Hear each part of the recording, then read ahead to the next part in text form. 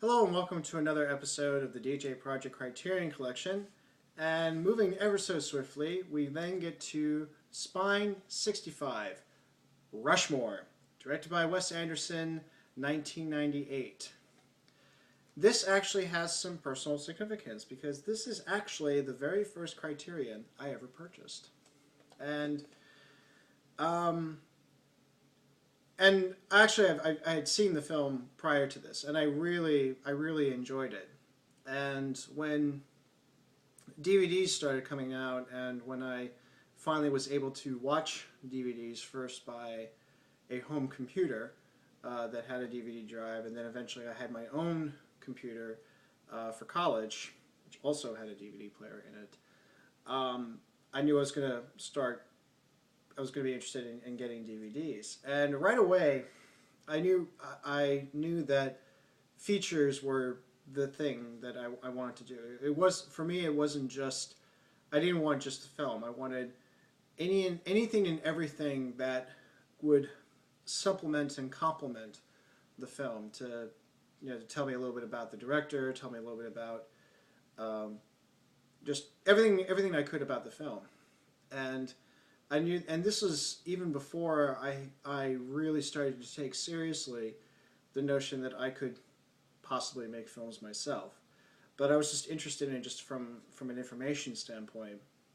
And I knew that the first DVD release was very bare bones. There was nothing in it at all. And then when the Criterion edition came out, I knew that that was the one to get. So, and it started this long journey. I believe I got it, I don't know if I got it right when it came out, or probably like a year or so after. Maybe it was like around 2001 or something. But it was because of that it would eventually start me on this long and interesting journey through cinema, and the Criterion Collection played a role in that.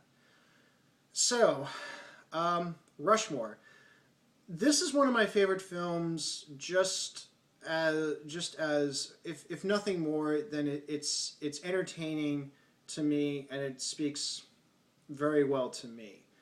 I identify a lot with first off, I identify a lot with the character of Max Fisher, who is known for he goes to the private school, Rushmore Academy, and he's famous for being in a bazillion different clubs and either joining a club or leading the club, or if the club is not there, he starts the club.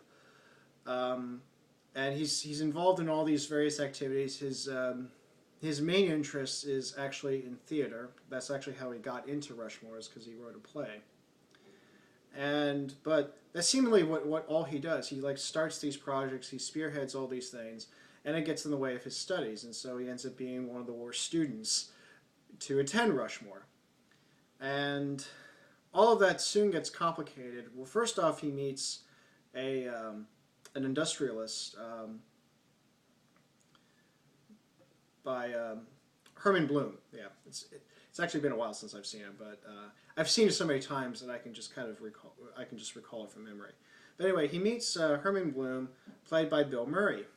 And Max sees in him as a kind of surrogate father figure, and identifies with him, and sees that this is a man of drive and ambition, and very much like him. And so, but it's a mutual thing. I mean, Max sees something in him, but at the same time, Bloom notices something in him.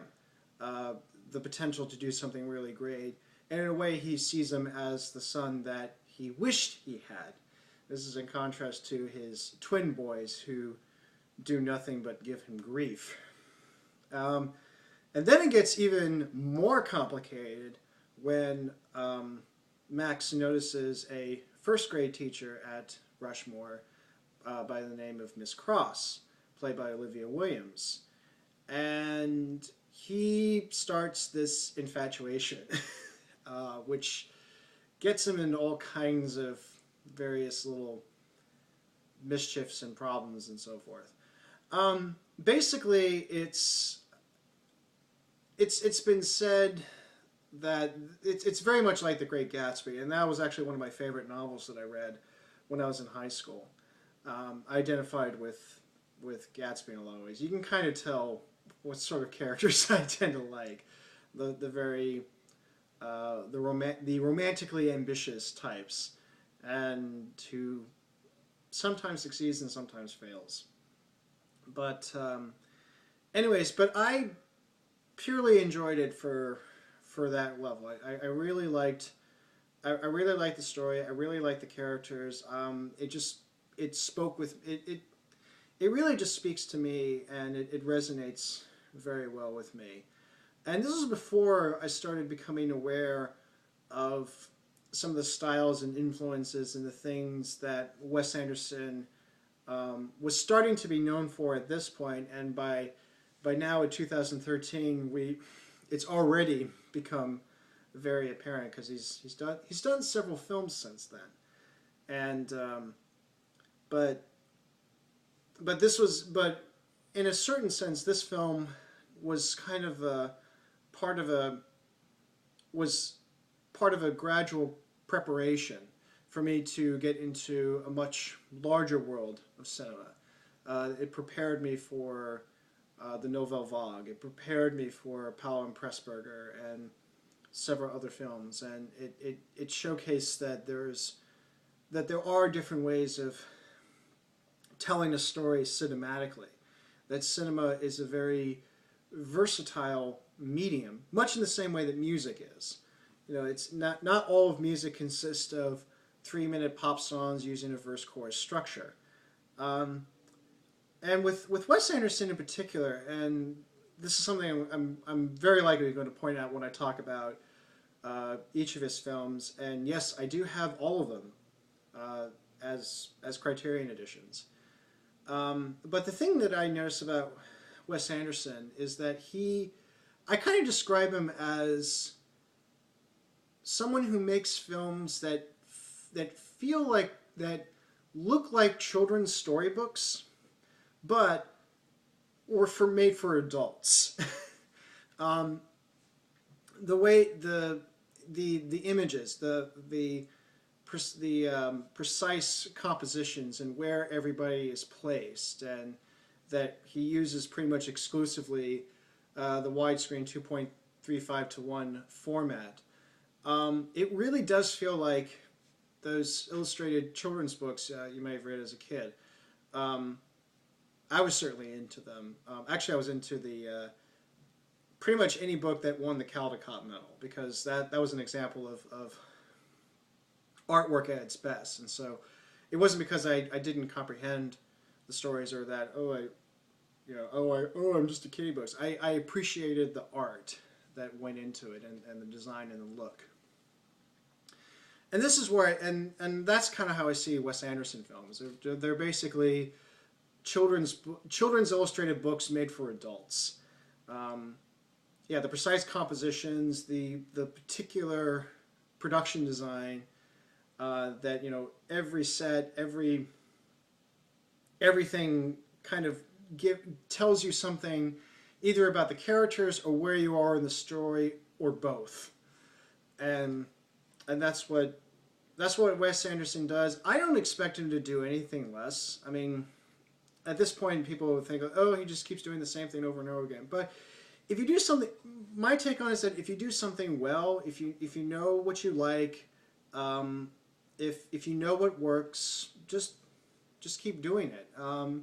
And I mean, of course, you want to make it fresh, and you want to challenge yourself and to try different things, expand your palette, whatever it may be. But I think if you got something that works, and if it continues to work, then keep on doing it. As long as it works, it should be fine. And it's up to him to decide whether he should change something or not. So don't expect anything from you or I to say that he should do something different. I mean, I think he's gotten to the point where he knows what he can do, he knows what he likes, and he's not going to do anything less than that. So, but yeah, as far as Wes Anderson films, Rushmore still remains my favorite. And like I said, I've seen all of his films. Um, I have all the Criterion editions of his films. I don't know when Fantastic Mr. Fox or Moonrise Kingdom are going to be in that camp. I don't know if it will ever be, considering the studios that own them. But I do have everything else. I have Bottle Rocket, I have the Royal Tenenbaums, I have the Life Aquatic, and I have the Darjeeling Limited, and all of those will be covered later on. But well, after all is said and done, Rushmore is still my favorite. If nothing else, it was the first Wes Anderson film that I saw, and it also was the one whose character resonated very well with me. Um, I identified a lot with his ambitions. I don't approve of all of his actions, and if you've seen the film, you know some of the lengths that he goes to. It's not that I approve of his actions. It's just that I could relate to that kind of drive and passion and dare I say intensity that he has. I mean, he's somebody who doesn't want to do things halfway. He's either really really excited about something or he's really really detached, and he goes through both extremes. He's very much a romantically ambitious guy. I don't know why I said it like that. It was weird. But anyways, but he's very romantically ambitious guys, and not just in the ways of romance, just in the ways that he approaches life. And I think because of that, and I can relate to it in that way. So that's really, I mean, I know for myself, I personally enjoy it. I know there are other people that just hate Wes Anderson just on principle, and I guess I'll conclude with this. Hopefully, this will be another reoccurring thing that I say from episode to episode. That to me, watching a film is a very personal experience, and really all that you can talk about is your own emotional experiences with a film. You either like it or you don't. In other words, you either like a film or you don't. You're not obligated to like anything I suggest. And likewise, I'm not obligated to like anything you may suggest or you may not like, or you may like. And all I'm doing is just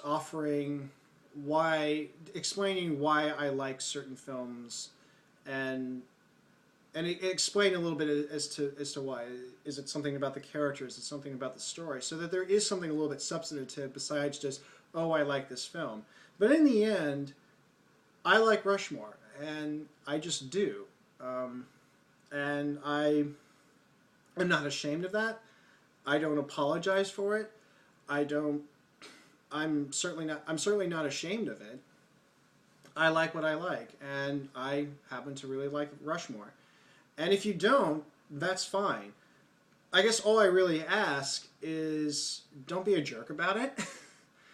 Don't say, oh, you like Rushmore, and then start making assumptions that, oh, you just like this, or you're this and that. No, just see me for who. Just all I ask is just see me for who I am. You don't, and while my tastes do reflect something of who I am, in the end, you are who you are.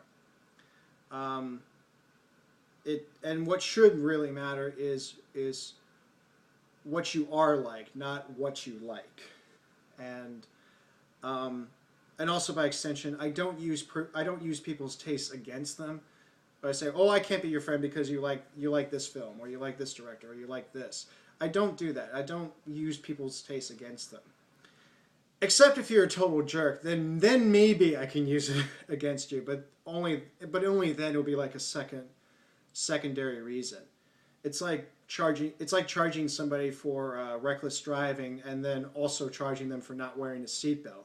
That's not the primary charge. That's just a secondary charge. But I'm not gonna.